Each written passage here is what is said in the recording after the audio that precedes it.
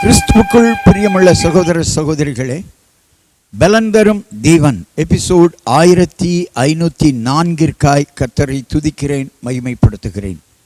இந்த நாளிலும் பிரசங்கியின் புஸ்தகம் 3ஆம் அதிகாரம் 14வது வசனத்தை நான் உங்களுக்காக வாசிக்கின்றேன்.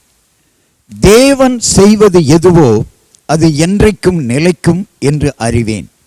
அதனோடே ஒன்றும் கூட்டவும் கூடாது, அதிலிருந்து ஒன்றும் குறைக்கவும் கூடாது.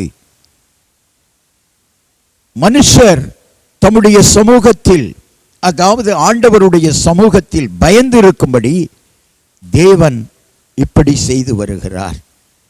தேவன் செய்வது எதுவோ அது என்றைக்கும் நிலைக்கும்.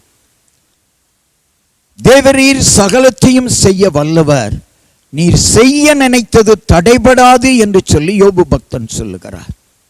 எத்தனை பாடுகள் வந்தாலும் யோபு ஆண்டவரை விட்டு விலகிவிடவில்லை. இன்றைக்கும் கூட தேவன் உங்களுக்கு செய்வது எதுவோ அதுதான் நிலைத்து நிற்கும்.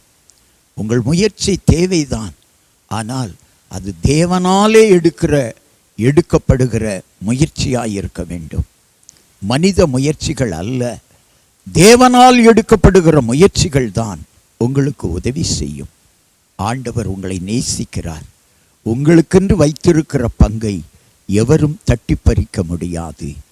தேவன் செய்வது எதுவோ அது என்றென்றைக்கும் நிலைக்கும். தேவன் செய்வதை, தேவன் தருவதை எவராலும் தடுக்க முடியாது. அது நிலைத்து நிற்கும். கண்களை மூடி ஜெபிக்கலாம்.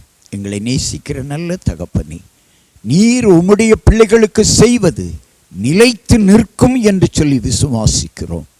எனவே ஒவ்வொருவரும், இந்த வார்த்தைகளை கேட்டுக்கொண்டிருக்கிற ஒவ்வொருவரும் ஆண்டவர் செய்து தருகிற செயல்களிலே நிலைத்து நிற்கும் என்ற நம்பிக்கையோடு வாழ உதவி செய்யும். தேவன் செய்வது எதுவோ அது என்றென்றைக்கும் நிலைத்து நிற்கும் என்பதை உணர்ந்து கொள்ள, உம்மிடத்தில் வந்து பெற்றுக்கொள்ள உதவி செய்யும். இயேசு கிறிஸ்துவின் நாமத்தில் ஜெபிக்கிறேன் பிதாவே, ஆமென்.